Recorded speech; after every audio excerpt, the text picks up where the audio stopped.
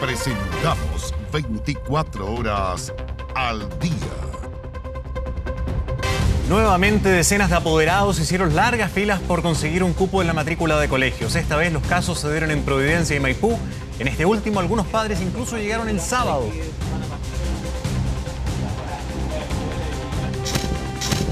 Aumenta el número de adultos mayores en Chile según la última encuesta CACEN. 3.070.000 personas superan los 60 años y de esa cifra las mujeres ganan en promedio 190.000 pesos menos que los hombres. Pizzi descartó la participación del portero Claudio Bravo para el encuentro amistoso de La Roja mañana ante Rumania. Más adelante estaremos con nuestros enviados especiales.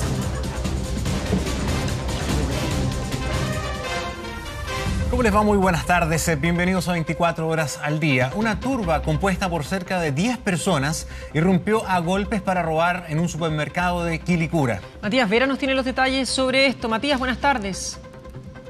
¿Qué tal, Gonzalo? Carolina, ¿cómo están ustedes en sus casas? Muy buenas tardes. Fue precisamente una turba de cerca de 10 personas quienes llegaron hasta un supermercado de la comuna de Quilicura para, con completa violencia, atacar no solamente a los trabajadores, sino que además los guardias de seguridad quienes se percataron del robo que estaban ejerciendo y que estaban llevando a cabo en ese momento. Se trata, como se los adelantaban ustedes, de cerca de 10 personas, de las cuales 8 fueron detenidas luego de este robo bastante ruidoso y violento provocado en la calle La Marcoleta, a la altura del 360 aproximadamente.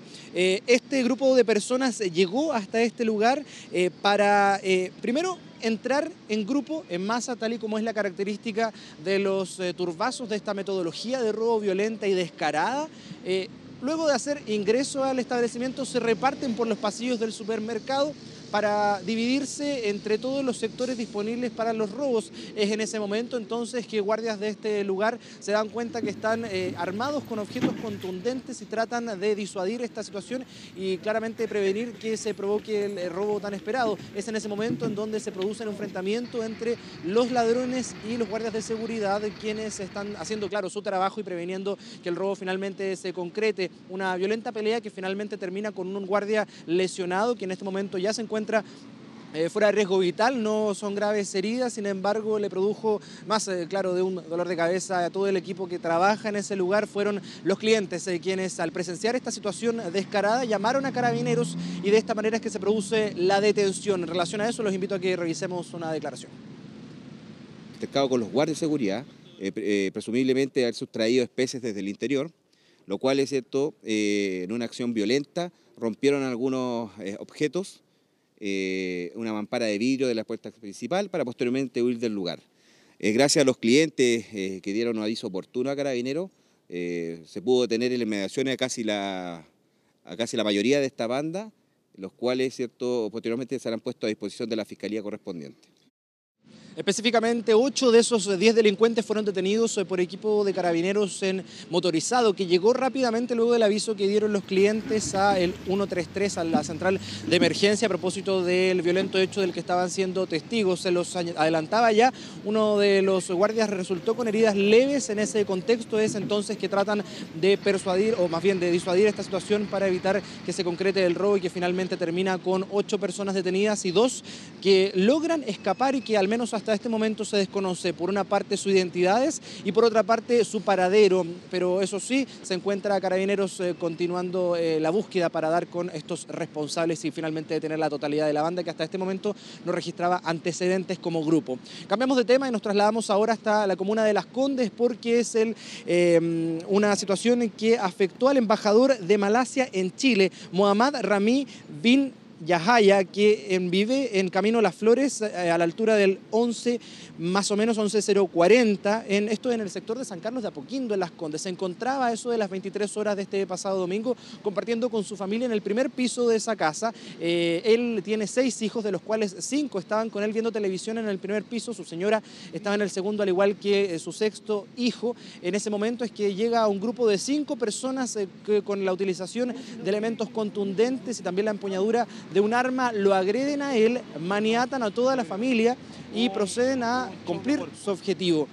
Llama la atención que es un robo bastante violento a propósito de cómo se desenvuelven en relación a la familia, pero profundamente porque dentro de esta casa, en un sector muy específico, había una caja fuerte escondida detrás de un espejo, ubicación exacta que estos delincuentes conocían al momento de llegar y que sorprende a los habitantes porque dicen que ni siquiera ellos tenían muy claro cuál era la ubicación hasta tan solo un poco tiempo atrás de esta misma caja fuerte, lo que daría luces de una planificación más o menos importante, además de que uno de los antisociales contaba con un walkie-talkie, es decir, que probablemente habían otros sujetos esperando afuera al momento de ocurrido este incidente. La cámara de seguridad que está ubicada a la entrada de este lugar no registró el momento del atraco porque se activa exclusivamente cuando se toca el timbre, razón principal por la cual al menos hasta este momento no se ha permitido, no se ha podido dar con el paradero de estos antisociales, quienes finalmente entre joyas, dinero y otras especies lograron llevarse cerca de 40 millones de pesos desde el embajador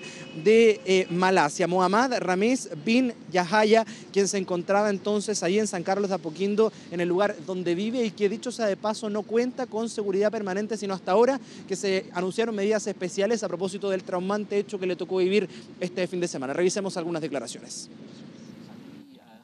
Vi gente entrando, 3 veces golpearon, fueron a mi puerta, los niños estaban durmiendo, los sujetos venían con cuchillos y con ganzúas, me golpearon en la cabeza, me dijeron si no nos das dinero, vamos a matar a tu hijo. Estaba completamente vestida de negro, con capucha negra y que tenía un walkie-talkie, que es una cosa que no habíamos visto en banda anterior, tenía un walkie-talkie que se comunicaba con alguien afuera de la casa. Eran 5 personas y conocían perfectamente la casa porque abrieron las puertas exactas que tenían que abrir y corrieron un vidrio, un espejo, donde había dentro una caja fuerte que está aquí hace 20 años, que el embajador nunca ha abierto y no sabe cómo se abre, y que le decían plata, plata, páseme la plata.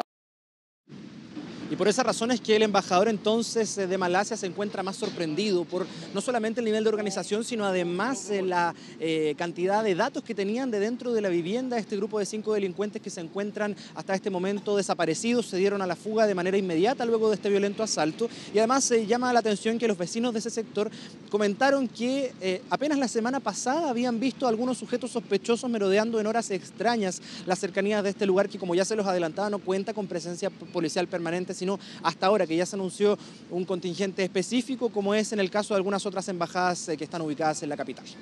Matías, muchas gracias por toda la información. Buenas tardes. Chao, que estén bien. Chao. Y nos cambiamos de comuna, pero seguimos en la capital. Varios colegios iniciaron su proceso de matrículas para el año 2018 y no son pocos los padres que han hecho largas filas durante toda la noche para poder conseguir un cupo en estos establecimientos. Vamos a ver lo que está ocurriendo con Cristian Herren, que tiene el informe desde la comuna de Providencia. Cristian, buenas tardes.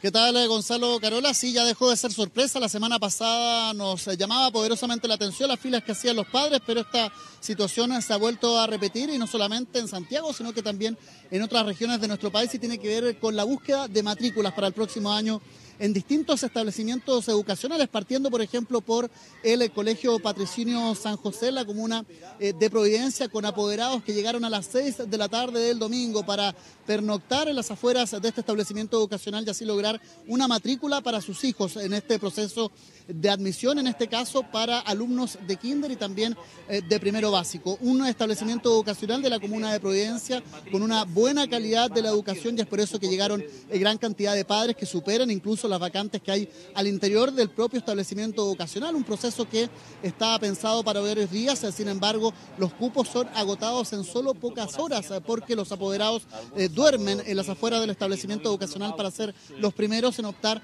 a este proceso de admisión. En muchos casos son establecimientos educacionales que son particular subvencionados y que han optado en los próximos años en ser completamente gratuitos y dejar el copago, además de terminar con el proceso de selección a través de una prueba de admisión, sino que más bien todo apunta a que son matriculados y admitidos en este establecimiento educacional por orden de llegada. Un establecimiento como el Patrocinio San José, un establecimiento educacional del sector oriente de Santiago que tiene un costo mensual y un copago de 100.000 pesos y por lo tanto es factible para las familias hacer ese esfuerzo para entregar una buena educación a sus hijos. Los quiero invitar a revisar los primeros testimonios de esos padres que pasaron toda la noche soportando las bajas temperaturas, reuniéndose y coordinándose con los propios padres para ordenar una fila con números anotados en sus manos con un lápiz en tinta para poder ordenar justamente este proceso de admisión, primero a las afueras del colegio y posteriormente al interior. Una vez que dan las 8 de la mañana,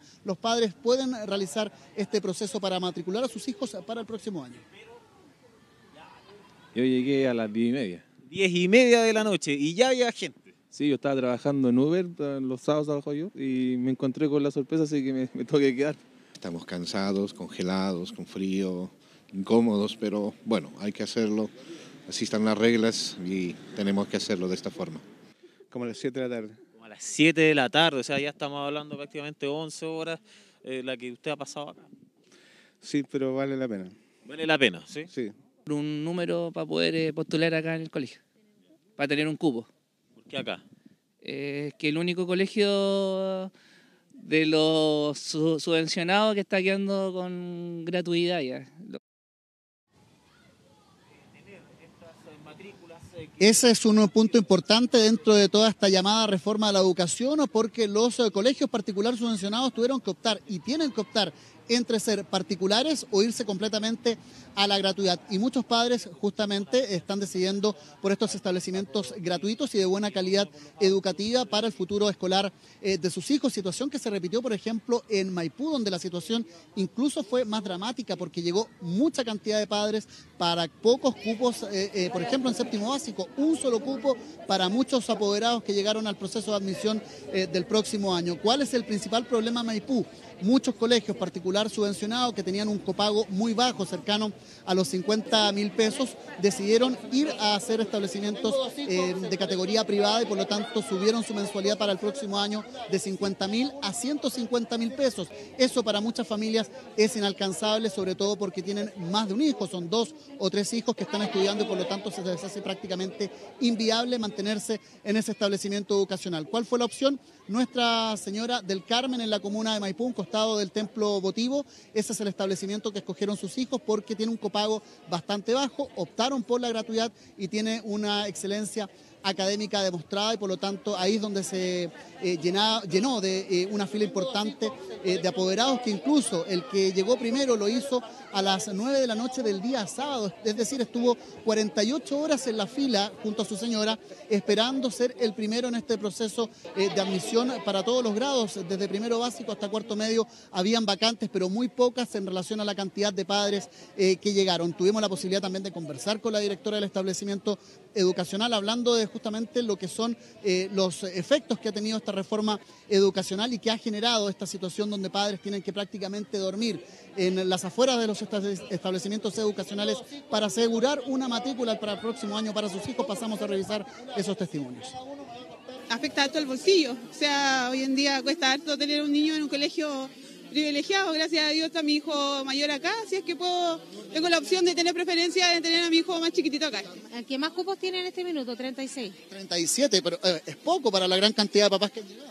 Sí, bueno, lo único que nos beneficia a nosotros es que por lo menos yo llegué con el número 2.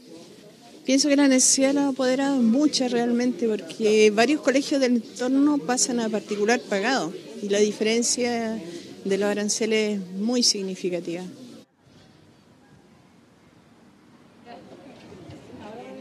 Claro, un proceso de gratuidad que todavía no está 100% operando en nuestra región metropolitana, pero sin duda algunos padres se están preparando y anticipando también a las decisiones independientes que han tomado colegios particular subvencionados y que han optado por transformarse en establecimientos de categoría privada. Acá el gran problema que se genera es que muchos padres nos relataban en el día de hoy, quizás muchos nos están viendo a esta hora de la tarde. Me gusta el colegio donde está mi hijo, me encanta la calidad educativa, tengo confianza en el grupo docente, mis hijos lo pasan bien en el establecimiento educacional. El gran problema es que no tengo plata para seguir costeándolo cuando este colegio opta por ser privado y hay que buscar un nuevo establecimiento educacional y es ahí donde se genera este gran problema con filas eternas de apoderados que pasan la noche. Aplaudir también la actitud de los padres, todo por entregarles una buena educación a sus hijos, buscando un colegio que los ha llevado incluso a estar 48 horas a las afueras de un establecimiento educacional para poder matricular a su hijo para el próximo año con un copago mucho más bajo del que tenían en el colegio anterior, que decidió finalmente ser particular. Gonzalo Caro. Sí, Cristian, seguiremos atentos a lo que está pasando con este proceso Bastante llamativo, con largas filas para conseguir cupos respecto a varios colegios y familias apoderados que están pasando por lo mismo. Gracias por el informe. Buenas tardes. Vamos a cambiar de tema. Producto de la poca visibilidad que había en la mañana en la ruta 68, una serie de accidentes causaron mucha congestión en la carretera a la altura de Casablanca. El primer choque fue de un camión que impactó contra las barreras de contención. Vamos con Gabriel Huber, que nos amplía estos datos. Gabriel, buenas tardes. Exactamente, Carolina. Gonzalo, accidentes que comenzaron en horas de esta mañana, 8:30 de la mañana fue cuando se registró este primer accidente de una seguidilla que comenzaron a ocurrir en horas de esta mañana. Ustedes lo decían, producto de la poca visibilidad, piso resbaladizo, es que se generó un primer accidente, una colisión por alcance entre dos camiones, lo que generó una alta congestión kilométrica en dirección hacia Santiago, a la altura del kilómetro 69, en el tramo que comprende la comuna de Casablanca. Fueron los voluntarios del Cuerpo de Bomberos de esa comuna, en conjunto con el SAMU y Carabineros, quienes llegaron hasta ese punto para constatar este accidente vehicular que dejó a los dos conductores de estos camiones con lesiones afortunadamente menos graves y que fueron trasladados hasta el hospital de la comuna de Casablanca. Les comentaba, una congestión vehicular alta en ese sector que fue generando otro tipo de accidentes. Carabineros tuvo que realizar desvíos en la ruta, esto a la altura de la localidad de Tapigüe. Realizaron este desvío por la plaza de peajes y es ahí cuando esta alta congestión comenzó a generarse desde Valparaíso hacia la capital. Tenemos declaraciones, revisemos. Producto de este accidente de tránsito que involucra estos dos vehículos, mantenemos todo el tránsito cortado en dirección hacia la ciudad de Santiago. Se están realizando todos los trabajos para habilitar prontamente la ruta 68. Respecto a la situación de los conductores, estos fueron trasladados al hospital local de Casablanca, se mantienen conscientes, estables, sin peligro de riesgo vital. Accidente, como les comentaba, que ocurrió cerca de las 8:30 de la mañana. Hasta las 11 de la mañana continuaba este kilométrico taco desde Valparaíso hacia Santiago, a la altura de Casablanca, y fue en ese minuto cuando, a 2 kilómetros de distancia, en el kilómetro 72, se registró otro accidente que involucraba a un camión y a 3 vehículos menores. Este camión, este vehículo pesado, quedó incrustado en las barreras New Jersey que están instaladas en la ruta 68, y a raíz de esta colisión 3 personas resultaron también con lesiones y fueron trasladadas hasta el centro asistencial de Casablanca. Bomberos estuvo movilizándose entre estos tramos de la ruta 68. El llamado que hacían entre medio era conducir con precaución y, por supuesto, evitar que los mismos conductores sacaran sus teléfonos celulares para registrar estos, hasta entonces, 2 accidentes de tránsito. También tenemos declaraciones, revisemos. En la mañana un accidente grande, no sé si a 2 kilómetros acá a la altura del cementerio, lo que tengo entendido yo. Y lo que pasa es que se encontró con el taco, colisionó, y lo que pasa es que el muchacho me decía lo que alcancé a hablar yo con él, que él le maneja a un amigo mío.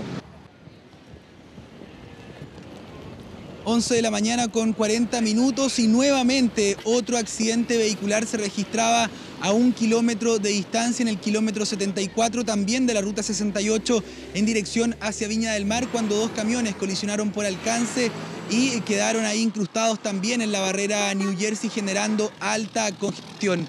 También tenemos declaraciones de quienes estuvieron esperando detenidos en la ruta por toda esta mañana, y mientras tanto a esta hora se trabaja en el retiro de los últimos vehículos que quedaron siniestrados ahí en la ruta 68 a la altura de Casablanca. Escuchemos declaraciones. El pavimento está refaloso, está húmedo el asfalto, así que por eso se chocan aquí. Obviamente, esta subida para arriba es peligrosa, toda esta subida para arriba cuando llueve, cuando hay algo así. Hay que tener paciencia. Aquí nos vamos a estresar, ¿cierto? No, pésimo, sí.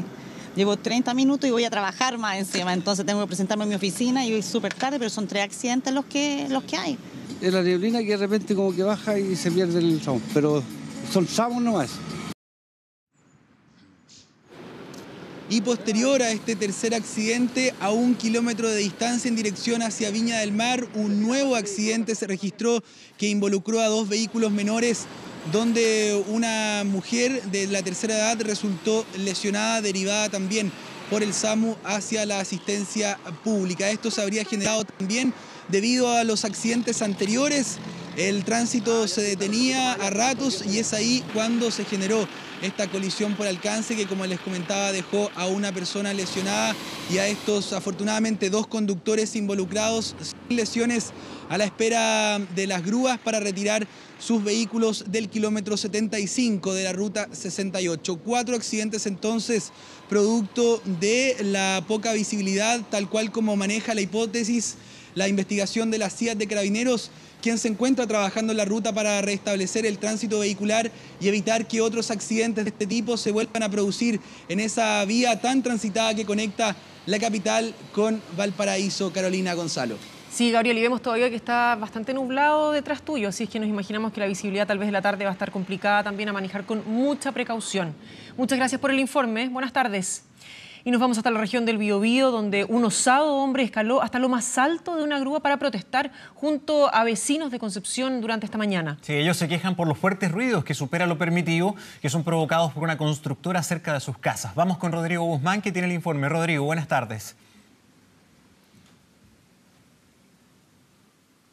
Sí, Carola, Gonzalo, ¿cómo están ustedes? Buenas tardes. Para dar cuenta de esto, un hecho que ocurre a eso de las 7:30 de la madrugada, mañana, donde comenzaba recién a operar esta construcción de este edificio de 19 pisos. Estamos hablando de una edificación que comenzó por ahí por agosto del 2016. Ahí comenzaron los problemas que tienen que ver básicamente con los ruidos molestos y con la extensión del horario donde este edificio comenzó a construirse. Tiene permiso de edificación, pero las molestias continúan hasta el día de hoy. Fue precisamente esta mañana cuando llega un grupo de vecinos para protestar en las inmediaciones de la construcción de este edificio. Ustedes lo pueden ver en las imágenes. Estamos hablando de una persona que comandaba todo este grupo de vecinos que comienza a subir, a escalar esta grúa para la construcción de este edificio. Estamos hablando de una grúa aproximadamente entre 25 a 30 metros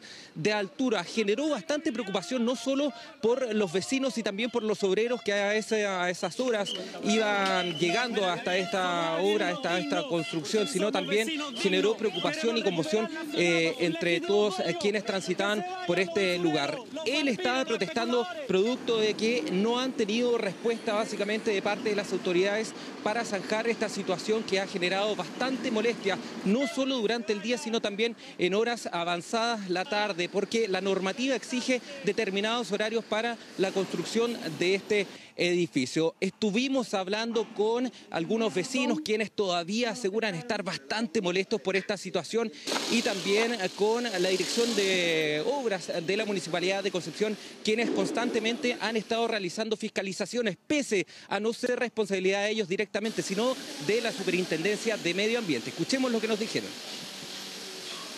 Nos perjudica el que no podemos dormir, ¿ya? Y mi madre sufre insomnio debido a eso. Hemos hecho reclamos a la Dirección de Obras.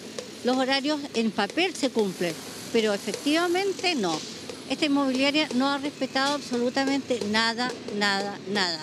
Aproximadamente unos 20 metros, lugar donde se encuentra aproximadamente de las 7 de la mañana hasta esta hora que ustedes pueden ver que esta persona decide bajar en compañía del personal de GOPE de Carabineros. Permanentemente han habido infracciones y la unidad de fiscalización, si yo te digo 15, 20 veces ha estado ahí, es poco. Se ha cursado un par de multas y permanentemente, cada vez que nos llama algún vecino, nosotros vamos o va a la unidad de inspección permanentemente a ver si efectivamente se está cumpliendo el protocolo.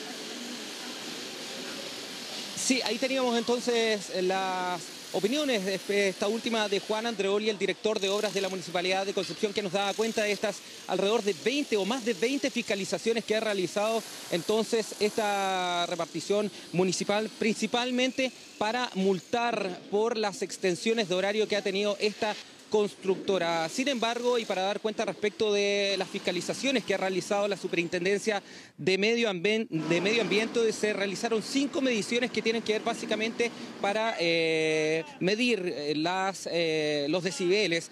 Y en estas 5 mediciones prácticamente ellos excedían la normativa. La empresa, la constructora, se comprometió a realizar un programa de cumplimiento para mejorar entonces esta situación que tienen, por supuesto, bastante molestos, no solo a los vecinos, sino también a todos quienes transitan por este lugar, porque básicamente estamos hablando de un corredor de transporte público que es de bastante flujo de tránsito. Es una situación entonces en desarrollo, a la espera entonces de tener una respuesta que pueda dar de alguna manera tranquilidad a los vecinos que viven en pleno centro de Concepción. Estamos hablando de las intersecciones de calle San Martín con Paicaví, prácticamente donde transitan a diario miles de vehículos y también de taxibuses de la locomoción colectiva. Gonzalo, Carola. Muy bien, Rodrigo, muchas gracias por tu informe. Muy buenas tardes. Vamos a otra información. Esta mañana se lanzó el laboratorio gastronómico. Esta es una iniciativa que busca mejorar los sabores de los almuerzos que consumen los estudiantes en los colegios y bajar también la obesidad. Vamos a ver de qué se trata. Viviana Martínez nos tiene detalles. Viviana, ¿cómo estás? Buenas tardes. ¿Cómo están? Muy buenas tardes. Claro, ustedes lo adelantaban. Esta iniciativa forma parte de un plan que se llama Contrapeso y que tiene que ver precisamente con aquello, con poder bajar los niveles de sobrepeso y de obesidad que existen en nuestro país, especialmente en la población infantil y juvenil. ¿Qué dijeron en la JUNAEV? ¿Qué es lo que ellos se plantearon? Dijeron, nuestros menús son de los más saludables que hay disponibles, esto en cuanto a contenido de calorías o en cuanto a calorías de grasas. El problema estaba en el sabor. No siempre quedaban tan ricos como decimos coloquialmente y los niños no siempre lo aceptaban de buena manera o se lo comían todo. Pensando en eso es que hicieron este laboratorio gastronómico que ustedes estaban adelantando. Invitaron a varios chefs reconocidos a participar, encabezados por el chef Juan Pablo Mellado, para que pudiesen mejorar el sabor de las comidas que se entregan diariamente en los colegios de nuestro país, ya sea cambiando los ingredientes, tal vez agregando algunos nuevos o simplemente cambiando la preparación. Para eso se van a comenzar a reunir periódicamente con las manipuladoras de alimentos y también van a hacer talleres didácticos con los propios niños. Escuchemos de qué se trata este plan en voz de sus protagonistas. Nosotros lo que queremos entregarle a los niños es una comida sabrosa, rica, que recuerde a la comida casera, y es muy importante para que los niños así se la coman. Para tener un programa de alimentación sano, es importante que los niños se coman la comida que le entrega JUNAEV, cosa que no la reemplacen o no la suplan con comida chatarra o con productos que están llenos de sellos negros. El sistema es un trabajo con las empresas prestadoras del servicio. Ellos tienen contratado un personal gastronómico, que es un chef que también está en comunicación, por supuesto, con las manipuladoras de los colegios. Entonces, esto es como un embudo. Desde el laboratorio salen las ideas y los cambios y las propuestas y vamos hablando primero con las empresas, luego con el personal gastronómico y de ahí va desencadenando hacia las manipuladoras. Se están conociendo otros métodos. Sería buenísima la idea de que darle un mejor servicio a los niños. ¿Esto ha sido una ayuda para usted? Una ayuda, sí, al menos para mí sí, porque justo fui solamente una persona acá, entonces para mí ha servido de ayuda.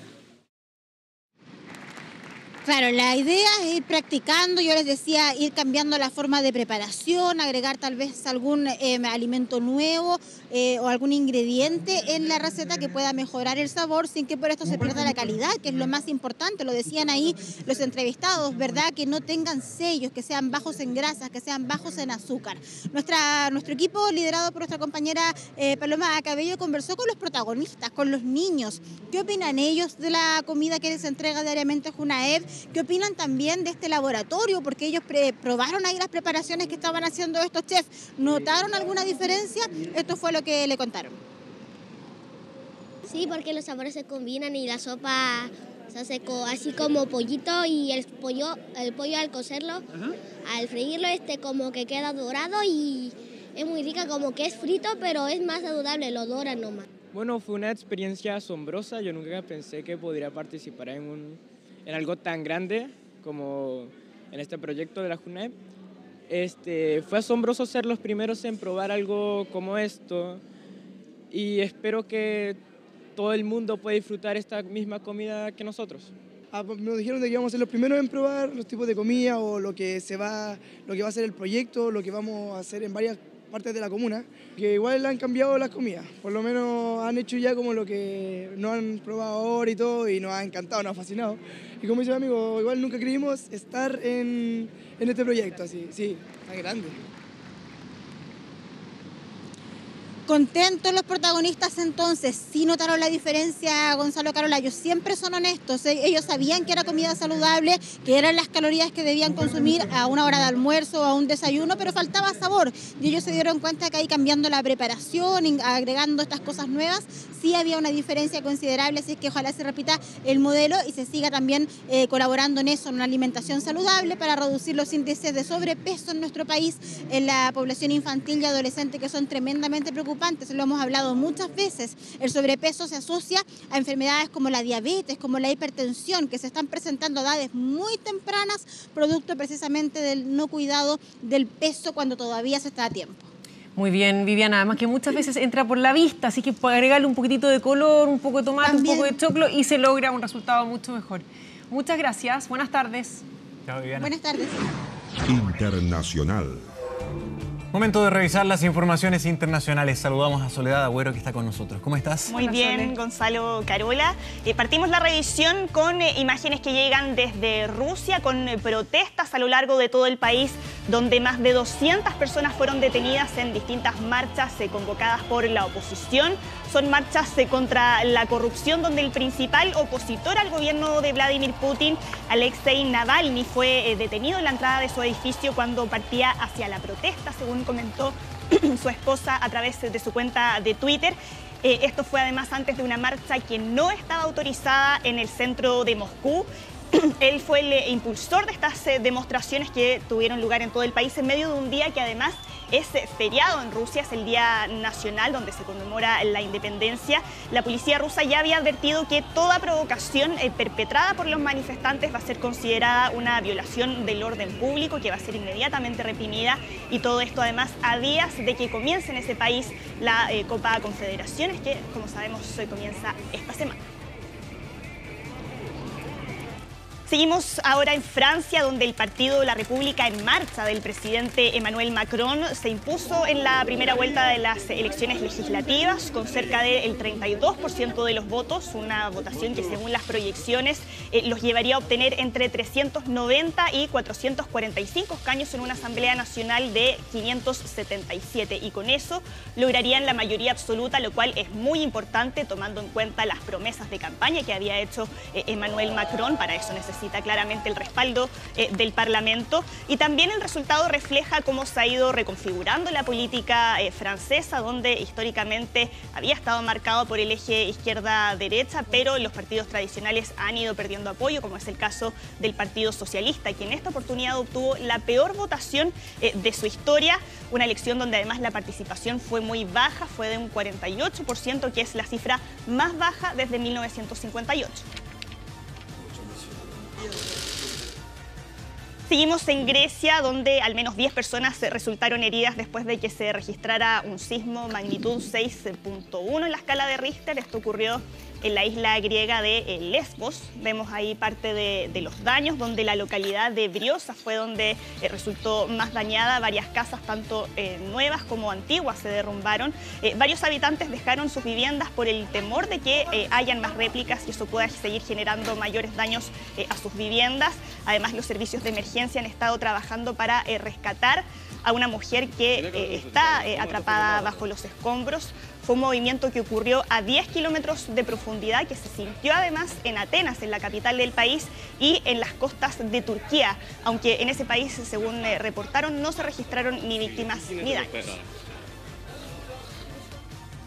Y por fin, a 5 meses después de que asumiera la Casa Blanca, ahora ya toda la familia de Donald Trump se encuentra en la residencia presidencial porque su esposa Melania y su hijo menor Barron ya llegaron hasta Washington. Ahí los vemos aterrizar.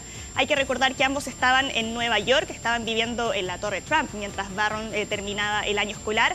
pero se espera que ya a partir de este año empiece a asistir al colegio en Washington, mientras ahí vemos un tuit de la primera dama donde dice estar ansiosa por todos los recuerdos que puedan surgir en esta nueva casa. También publicó una fotografía que tomó desde las ventanas de la Casa Blanca. Incluso los padres de Melania pasaron también el fin de semana en la residencia presidencial, pero todo esto estuvo antecedido de varias especulaciones respecto a un quiebre de la familia presidencial, no solo por el hecho de que Melania no se mudara rápidamente hasta allá, sino también por las imágenes que ya habíamos revisado en su momento de la última gira en el Medio Oriente, donde Melania le corría la mano. Hay varias imágenes que despertaron polémica. Hubo varias imágenes, pero aquí también se ve una que la revisamos en la mañana solo, donde efectivamente van de la mano, aparentemente más cercanos, ahí justo. Y recordar también que, claro, las vacaciones de verano para el hemisferio norte son, dependiendo de qué lugar, generalmente desde mayo hasta agosto, septiembre, con lo cual todavía queda 2 meses más o menos hasta que empiecen el colegio nuevamente. Claro, pero hay que recordar además que ella es la primera dama de Estados Unidos del último tiempo que ha demorado tanto tiempo en llegar hasta Washington, y que, como hemos visto, también ha optado durante este tiempo por mantener un perfil más bajo que otras primeras damas. Y vamos a seguir hablando de Donald Trump con una imagen bastante llamativa, porque él sorprendió a una pareja de novios de Nueva Jersey durante su matrimonio. Ellos se estaban celebrando la boda en el club de golf que tiene ahí el magnate, y él apareció durante la noche del sábado, en medio de la ceremonia, cuando se estaba desarrollando la recepción de los novios. Él estaba pasando ahí el fin de semana en ese club, y apareció, según comentaron los asistentes. Primero vieron a agentes del servicio secreto que entraron como una forma de dejar el camino despejado, y después Donald Trump preguntó por los novios y se tomó una fotografía con ellos. Por lo que podemos ver y alcanzamos a escuchar, a diferencia de lo que le ha tocado vivir a Donald Trump dentro de su país, la reacción de los presentes fue bastante positiva. Votaron por él. De hecho, se comenta que firmó algunos gorros y poleras que tenían el lema de campaña de Donald Trump, que era Make America Great Again, pero un pequeño respiro en días que han sido complicados en cuanto a la situación interna que se está viviendo en Estados Unidos. Sí. Y nada es casualidad. Nada es casualidad. Y vamos a finalizar con el hit del momento, que ahora ya tiene una nueva versión que fue interpretada por nada más ni nada menos que los Backstreet Boys. Faltan los quincheros nomás. Pero le saldría mejor, mira, sí, escucha esto.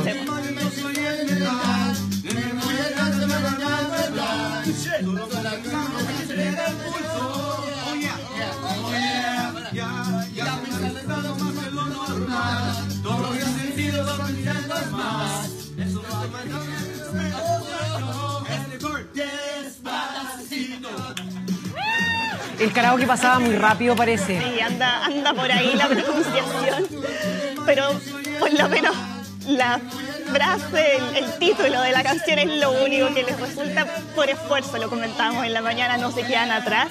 Ellos están participando en un festival en Miami, un festival que también va a contar con la presencia de Luis Fonsi, el intérprete de esta canción, que es un hit en todo el mundo. Y el video que estamos viendo fue publicado en la página de Facebook del fan club de los Backstreet Boys de Paraguay, y por supuesto ya está siendo muy comentado y viralizado en las redes sociales. Se pasó el éxito de esta canción, ¿eh? Sí. Yo no me acuerdo de algo así desde la Macarena. De hecho, eso también es otro de los puntos que se está comentando ahora a partir de este video, que en Estados Unidos y en países de habla inglesa es primera vez que una canción en español está en los primeros lugares de los rankings desde 1996, cuando la Macarena era ahí la Siempre está el mérito a esta canción, y su furor, por decirlo de alguna manera, era más difícil en la época de la Macarena porque no habían redes sociales. Claro. Hoy día todo se cruza mucho más rápido, más instantáneo. Hay plataformas que han estado también. Pero la hizo Fonsi. Sí. Y la cantidad de versiones que hay ahora del inglés al castellano, cuando generalmente es al revés. Los anglos que buscan tratar de llegar al mercado latino y que entonces finalmente graban la misma canción en una reversión en español y tratan de llegar aquí al hemisferio sur. Gracias, Sole, que sigan practicando estos chiquillos, dile. Ya les va a salir. Gracias. Gracias a ustedes, nos vemos. Hasta mañana. Volvemos a nuestro país. Vamos. Y la estación de trenes de Talca, monumento histórico, está remodelada, pero por meses votada, lo que claro ha desatado muchas críticas. Se esperaba que luego de la inauguración comenzara a funcionar, pero nada de eso ha ocurrido aún. ¿Por qué? Veamos la nota.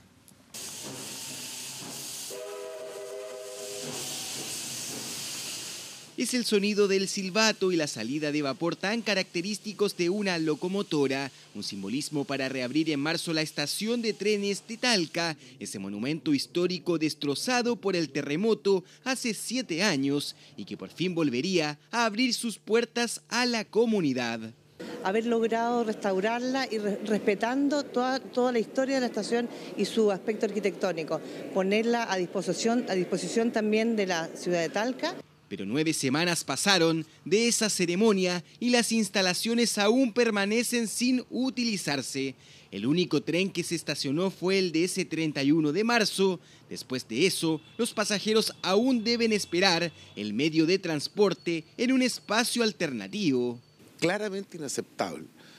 ¿Cómo? Yo le pregunto, emplazo al gobierno, emplazo a EFE, ¿cómo inauguran una estación de trenes que funcionó solo el día de la inauguración? Son las críticas del mundo político por una inauguración con sabor a un simple protocolo, malestar que se extendió al gobierno regional, que también mostró su descontento y asombro por el abandono del recinto. Nosotros hace muy poco asistimos a la cuenta oficial de la Directora Nacional de Turismo que se hizo ahí, las instalaciones están absolutamente terminadas, yo no veo cuál sea el inconveniente por el cual hoy día no pueden disfrutar de este edificio emblemático para los talquinos. Pero si las autoridades desconocen los motivos, la ciudadanía, aquellos pasajeros que aún utilizan al tren como medio de transporte, menos aún tienen conocimiento de lo que estaría ocurriendo. Debiera estar funcionando ya. Si mi marido me dijo, yo dije, no, si está todo cerrado. Bueno, tienen que arreglarla nomás. Bueno, no sé, sabe que como todo tiene que esperar.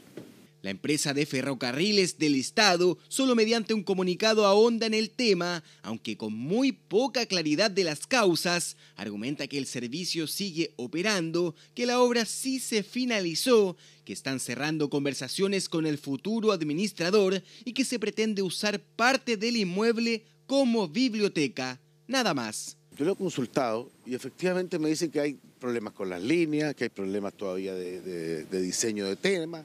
Entonces mi pregunta es, si no estaba hecho, ¿para qué inauguran la estación de trenes? Vamos a tener noticias oficiales dentro de muy poco.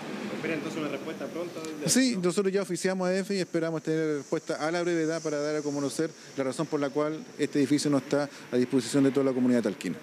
Es lo que esperan todos, respuestas concretas del por qué uno de los recintos históricos de Talca, que se recuperó con una inversión de 2.700 millones de pesos, que tiene finalizadas sus obras, sigue tras un enrejado y sin movimiento de trenes y pasajeros.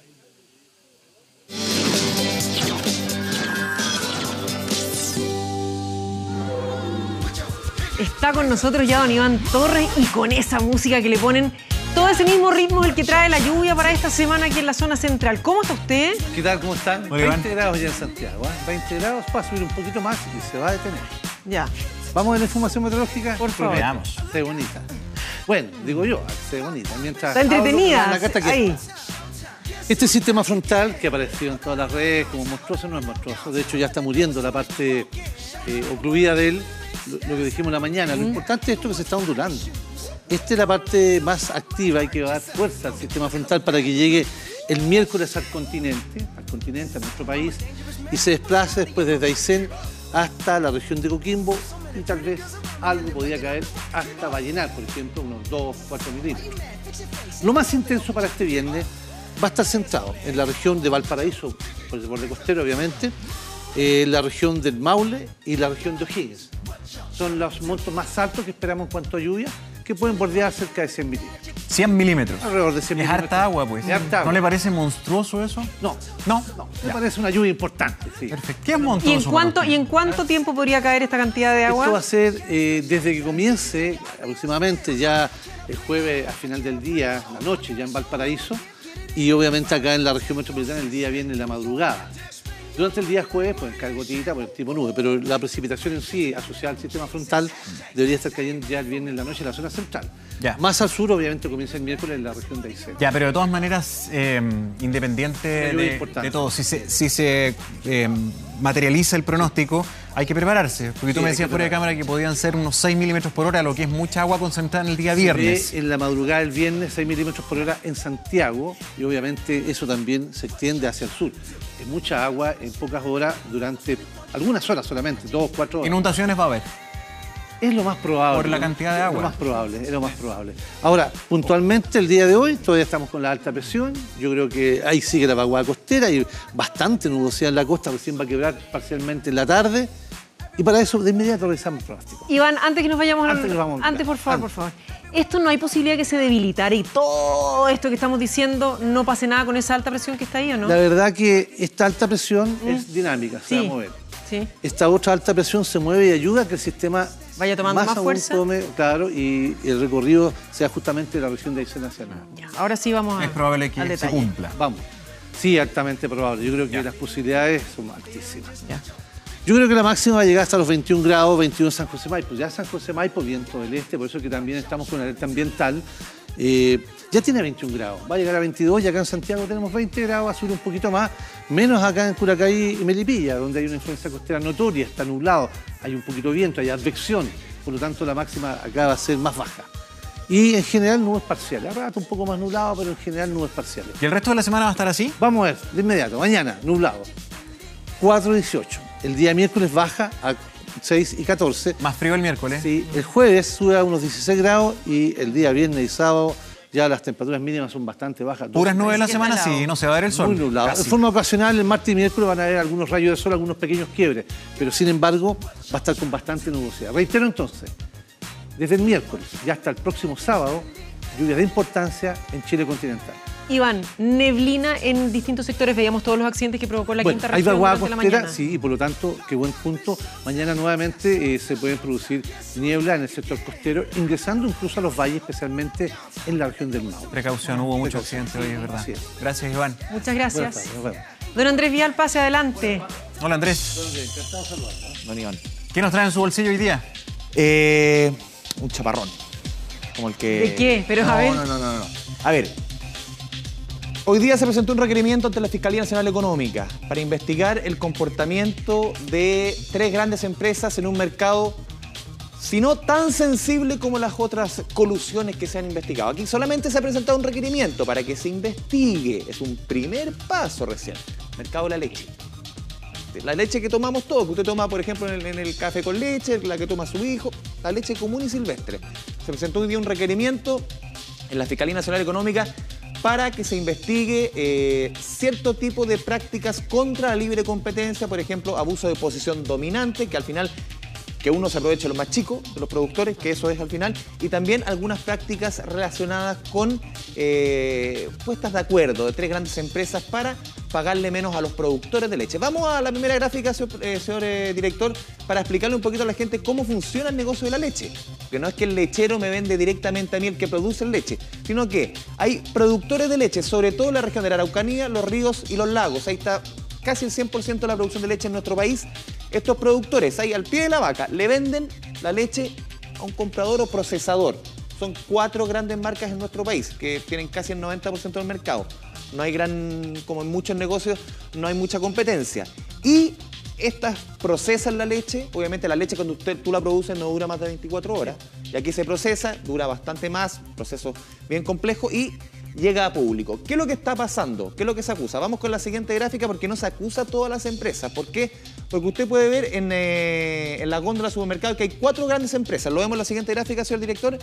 A ver, aquí se está acusando a 3 grandes, o que se investigue a 3 grandes, más que acusar. Soprole, Nestlé y Watts, que controlan el 57% del mercado de la leche. Que ellos se han puesto de acuerdo de alguna forma para pagarle mucho menos a los productores por el litro de leche. Es más, si a un productor el litro de leche le puede costar 240 pesos, le están pagando 200 pesos por litro de leche. Y vamos a ver las consecuencias que se produce eso. Y no solamente está bajando lo que le pagan los productores, sino que lo que nosotros pagamos en el supermercado ha subido. Entonces no tiene mucha relación. Esto dentro de la información que se entrega en el requerimiento. No estamos diciendo que esto sea así. Distinto a los otros casos de colusión, que siempre era una confesión de una de las partes y que entregaba toda la información. Aquí se entregó un documento de más o menos 10 páginas en que se entregan, por ejemplo, algunos de estos elementos. ¿Por iniciativa de dónde sale este documento? Parlamentarios de la democracia cristiana, sobre todo. Ahí los vamos después a escuchar las declaraciones que presentan este requerimiento.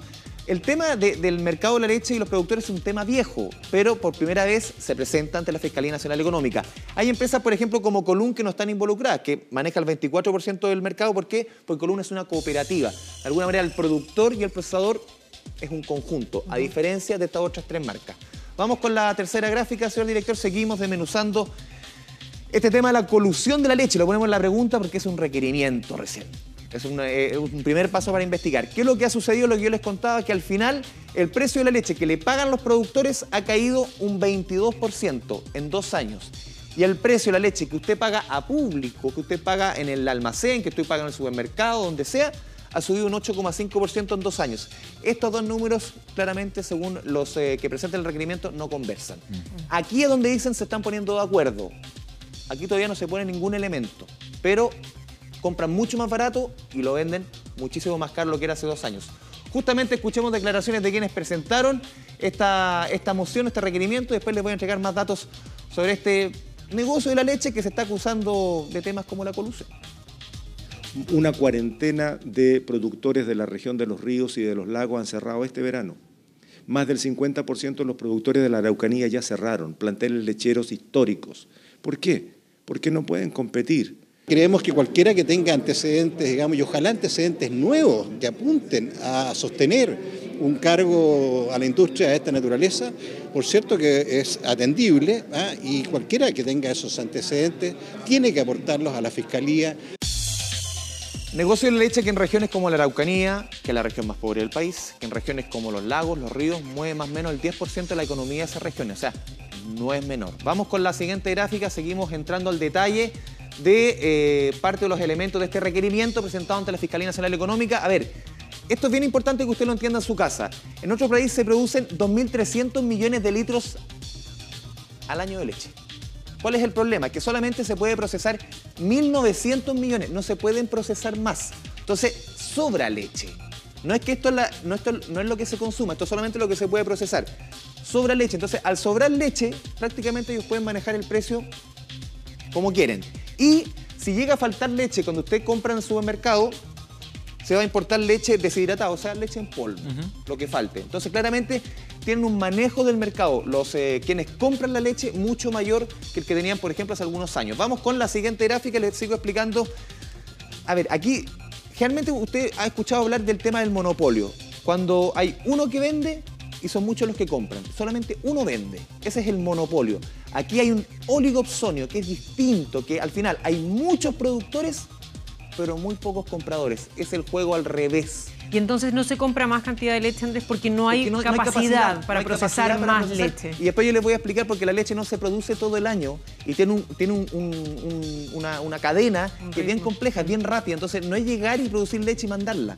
Es bien complejo. Entonces lo que yo les decía, hay muchos productores de leche, sobre todo en la región de los lagos, en la Araucanía y en los ríos, y hay muy pocos compradores. ¿Y qué ha significado esto? Todo el proceso de la caída de precios.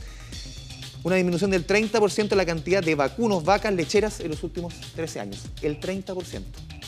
Es real, es mucho. Más de 1 millón de cabezas solamente han muerto en los últimos años. Entonces, obviamente, es un tema que debe preocupar. Y vamos con la última gráfica de este tema de la leche, que uno lo ve en el día a día, pero detrás tiene estos elementos, estos números. Y tampoco un mercado que se ha transformado en competitivo con el exterior, porque si las condiciones estuvieran, si sobra leche, si hay capacidad, podría haber sido un país que pudiera exportar más leche. Y generalmente los países... Pero imagino que si no la estamos vendiendo afuera es porque nuestro precio es superior al de ellos. ¿Y por qué no la alcanzan a procesar? No, porque no se puede procesar, sencillamente. Claro, como no tenemos la capacidad de exportar. Generalmente los que exportan es porque ellos pueden procesar esa leche y ahí exportarla. No está pasando en nuestro país. A ver, desde que lo que yo les explica, hay una cadena que es bien compleja en el caso de la leche. Desde que se saca la leche al pie de la vaca dura 24 horas hasta procesarla. O sea, tengo que llevarla rápidamente. No puedo pasar... No hay más tiempo. Exacto. Y geográficamente ellos están ubicados en lugares donde es de difícil acceso. Entonces ellos pueden llegar solamente a 1 o 2 compradores. No es tan fácil. Y solo se produce entre octubre y diciembre la leche. cuando se deja preñada, podríamos decir, a la vaca para que produzca leche, solamente se produce entre octubre y diciembre. En otras épocas del año sería mucho más cara la leche. Por temas de temporada de todo, dicen los productores que entre octubre y diciembre es la época donde se produce leche en nuestro país. Y todo lo demás, y por eso se procesa y se guarda para el resto del año. En otros meses sería muchísimo más caro. Son cosas técnicas de cada negocio. Escuchamos justamente al presidente de la Asociación Nacional de Agricultura que nos explica un poquito esta investigación. Es algo que ellos vienen viendo hace harto rato y, como se dice en buen chileno, le van a prestar ropa a los pequeños productores, obviamente, para apoyarlos en esta acusación que después de muchos años que está ahí en el tapete, llega a la Fiscalía Nacional Económica. Para mí no es nada nuevo, ha sido una permanente discusión con distintos argumentos que hacen de que el camino elegido por los productores se sabía y los vamos a defender y ver que tenga argumentos, la presentación, la solidez necesaria y hay que demostrarla. Ya, pues un negocio tan sensible como el de la leche que está ahí en la lupa, se está investigando, un requerimiento de la Fiscalía Nacional Económica, se paga mucho menos por la leche a los productores y al final no se nos cobra un 10% más. Los numeritos que no calzan. Llamativo. Bueno que se investigue. Sí. Bien, quedamos a la espera ahí. Gracias, Andrés. Gracias por el informe. Vamos a una pausa, regresamos de inmediato, no se vaya.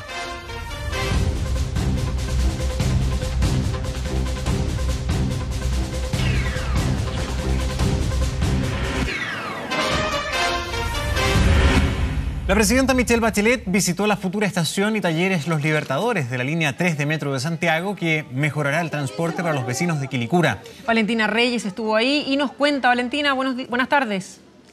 Hola, ¿cómo están? Nosotros estamos en los talleres de la futura línea 3 de Metro. La presidenta visitó estos talleres y también la futura estación Los Libertadores. Recordemos que la línea 3 se inaugura cuando el segundo semestre del año 2018 y hoy se confirmó una buena noticia para los vecinos de Quilicura. Esta línea, la línea 3, va a extenderse en 3 estaciones para llegar hasta la estación de Plaza de Quilicura. ¿Cuándo va a ser esto? Eso sí, el 2022. Faltan unos años para que se concrete esta medida, pero Metro está trabajando en estas medidas que van a dar mayor conectividad. Recordemos que la línea 3 va a conectar, además de Quilicura, Conchalí, Independencia, Santiago, Ñuñoa y La Reina. La presidenta Michelle Bachelet se refirió a esto, a la extensión de las líneas de Metro. Vamos a ver lo que dijo.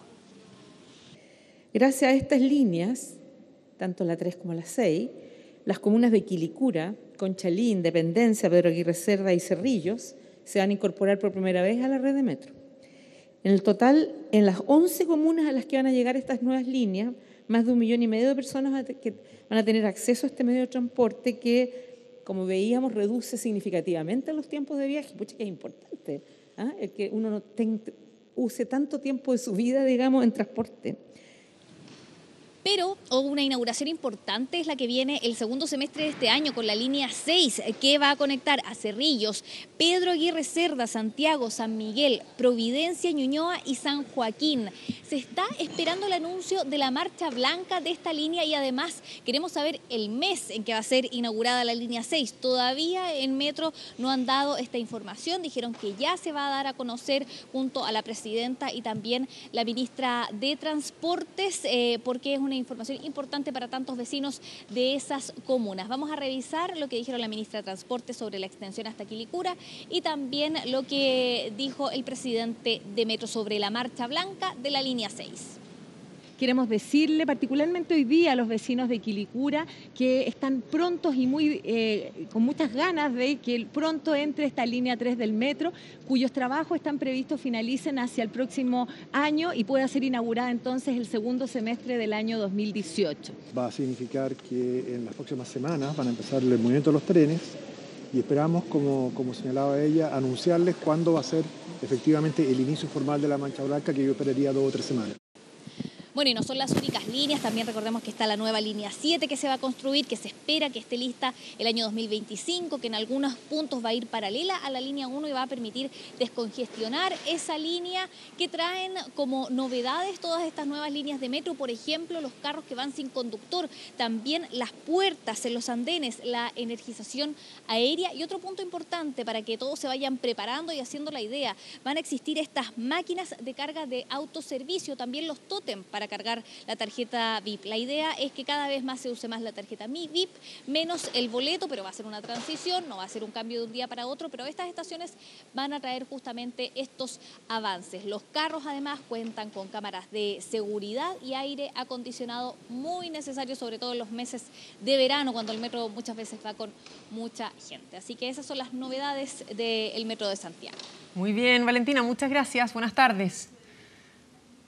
Y lo siguiente se lo comentábamos en titulares. El número de adultos mayores en Chile aumentó según los resultados de la encuesta CACEN del año 2015. 3.070.000 personas superan los 60 años y de esa cifra las mujeres ganan promedio 192.000 pesos menos que los hombres. Vamos a los detalles con el periodista Cristian Gierren. Cristian. ¿Cómo están? Buenas tardes. Un país que cada vez envejece y eso lo ha demostrado el resultado de la encuesta CACEN del año 2015. Si comparamos, por ejemplo, cuántos adultos sobre 60 años había en el año 1990 respecto a lo que hay ahora, uno se da cuenta de la gran cantidad de adultos mayores y es por eso que las políticas públicas tienen que apuntar a ese segmento importante de nuestra población. En la década del 90, el 10% de los chilenos era mayor de 60 años. Actualmente esa cifra llega al 17,6%. Y si lo llevamos a una cifra en cantidad, estamos hablando de 3.070.000 personas que son mayores de 60 años en el caso de hombres y mujeres. El 57% de ellas obviamente son del género femenino y por lo tanto las mujeres siguen siendo más que los hombres también en ese segmento etario, sobre los 60 años.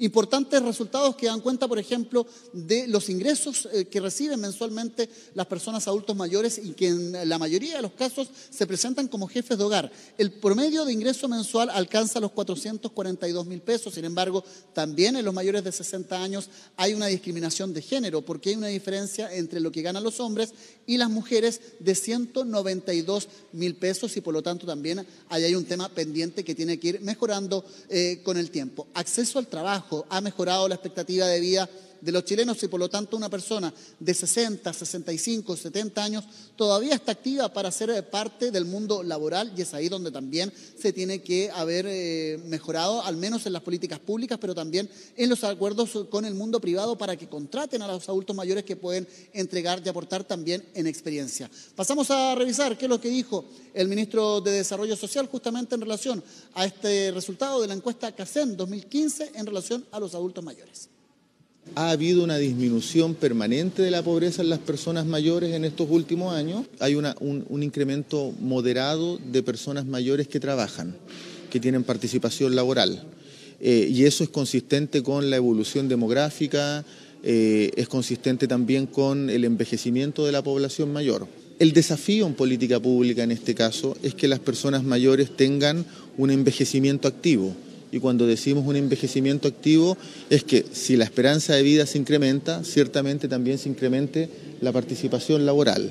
Otro resultado importante que entrega la encuesta CACEN 2015 del adulto mayor tiene que ver con la disminución de la pobreza, que en el año 2013 alcanzaba el 8,4%. Esta ha disminuido y en el 2015 arroja un 6,6%. Y eso significa que también tiene que ir mejorando la cobertura que entrega, por ejemplo, el Servicio Nacional del Adulto Mayor. La cobertura no solamente para los beneficios de estas personas, sino que también el acceso a los servicios, porque hay una importante cantidad de jefes de hogar adulto mayor que dice, no tengo una farmacia cerca, no tengo un supermercado cerca, no tengo, por ejemplo, en las cercanías de mi hogar un lugar donde pagar los servicios básicos de las cuentas de la luz, del gas o del agua potable. Le preguntamos a estas personas, los adultos mayores sobre 60 años, ¿qué es lo que falta por mejorar? ¿Qué opina también de los resultados de esta encuesta? ¿Qué pasa también con la oferta laboral para ellos?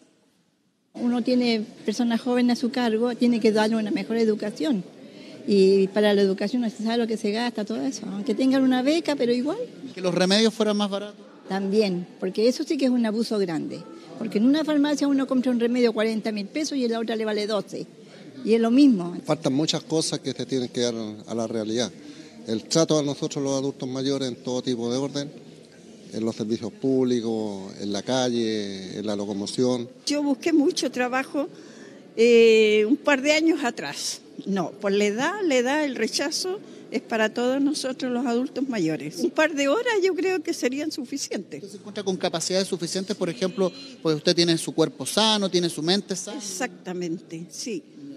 Importantes datos arrojados por la CACEN 2015 en relación a los adultos mayores. Y hay un tema pendiente, lo dijo también la autoridad. El 85% de las personas sobre los 60 años no necesitan ningún tipo de dependencia hacia otra persona para realizar sus actividades más básicas y tradicionales. Y por lo tanto hay un 85% de adultos mayores que tienen la posibilidad de ser un importante aporte laboral. No solamente con la jubilación aportando en la casa, sino que también con un trabajo digno. Y es ahí donde también apuntan los esfuerzos de las autoridades para mejorar no solamente el trabajo, sino que también las pensiones, que hay un proyecto de ley que busca que las personas tengan una jubilación mucho más digna para poder también costear la salud, los remedios, la locomoción, tantas cosas, parte de lo que se debate en nuestro país actualmente. De todas maneras, Cristian, gracias por el informe, un tema muy relevante. Buenas tardes.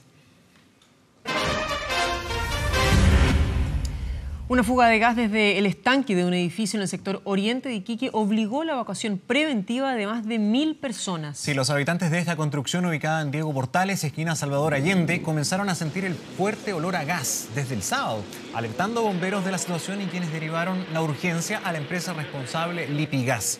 Sin embargo, la fuga no fue controlada del todo, por lo que nuevamente voluntarios de bomberos debieron acudir al lugar para, esta vez, obligar la evacuación de todos los residentes de este edificio, así como también los vecinos. Fueron en total unas 1500 personas las evacuadas, que en su mayoría debieron hospedarse en casa de amigos, familiares o habitaciones de hotel financiadas por la propia compañía de gas. Bomberos, en tanto, trabajó más de 20 horas en el manejo de esta fuga. Además, aisló la manzana completa para evitar explosiones. Se espera que en las próximas horas regresen los propietarios de los 240 departamentos afectados. Vamos a escuchar declaraciones. Hay un escape acá. ¿Escape de gas? Es nuevo. ¿Ah? Es nuevo el edificio. Sí, es nuevo, pero no sé qué habrá pasado. El olor anoche era como insoportable acá abajo. Arriba, como yo vivo en el piso 18, no se sentía nada. Ya. Y hoy día se mantenía el olor. De ayer, de las 2 de la tarde más o menos. De las 2 de la tarde. De las 2 de la tarde del día de ayer. Se sentía el olor fuerte de emanación de gas. Ya. ¿Es un edificio relativamente nuevo? Esto sí. No tienen, ¿cuántos? 5 años, 6 años. Andábamos en el centro y cuando llegamos estaban los bomberos y no podíamos ingresar. ¿Evacuaron todo el edificio? Sí, todo el edificio. Una huelga legal de uno de los sindicatos de trabajadores de la unidad coronaria móvil, que ya lleva 14 días, mantiene suspendidos los servicios de las ambulancias en la región metropolitana, a menos que sea algo de riesgo vital. Una condición que, según pudimos constatar, se evalúa solo a través del teléfono. A mí me prometieron el servicio de urgencia inmediato, rápido, eficiente y además un traslado, si en el caso de riesgo vital, el traslado en ambulancia a un centro que yo indicara. Pero esta semana, cuando realmente el padre de Rosa, de 96 años, necesitaba ocupar el servicio por el que han pagado sagradamente durante 30 años, recibieron una respuesta que los indignó. Y llamé por la urgencia, que significaba que se me podía asfixiar. Ella nos sacaba casi la respiración y la respuesta es que estamos en huelga. Lo sentimos mucho, estamos muy tristes por las circunstancias, pero no podemos acudir. Desde el 31 de mayo, 47 trabajadores de la unidad coronaria móvil están en huelga legal, entre los que hay médicos, paramédicos y enfermeras, sin hasta ahora llegar a un acuerdo con la gerencia. De los 300 llamados que reciben en promedio, solo se atienden los casos donde hay riesgo vital, previa evaluación telefónica. Quería pedir un móvil a mi casa. En este momento solamente estamos dando orientación telefónica en la región metropolitana. ¿Pero qué hago si nosotros pagamos mensualmente por ese servicio? Exacto, pero en este momento Unidad Coronaria se encuentra en una huelga legal y esto afecta a todos los envíos de móviles dentro de la región. Ni siquiera le pasan a un médico, sino es el que contesta el teléfono, el que da esa información. Eso es lo que también nos molesta, que no hemos tenido información de parte de la empresa.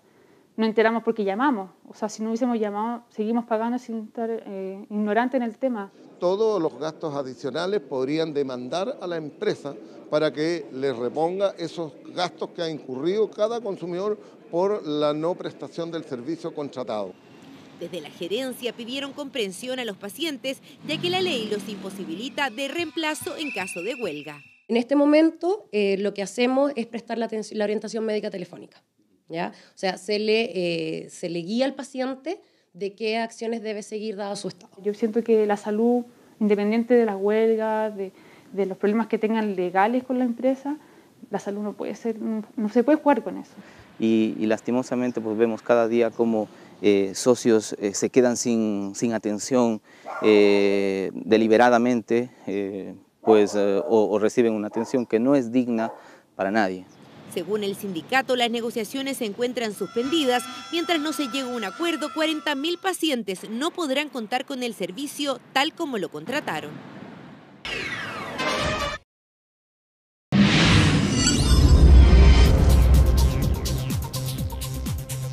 Ponga mucha atención porque este sábado se publicó la lista de los vocales de mesa que estarán presentes en las próximas primarias de 2017. Si usted quiere saber si fue seleccionado y cómo excusarse de este proceso, ingrese a 24horas.cl. Ahí está todo el detalle. Como siempre, muchísimas gracias por haberse informado junto a nosotros. Que tengan una excelente tarde. Nos vemos. Chao. Chao.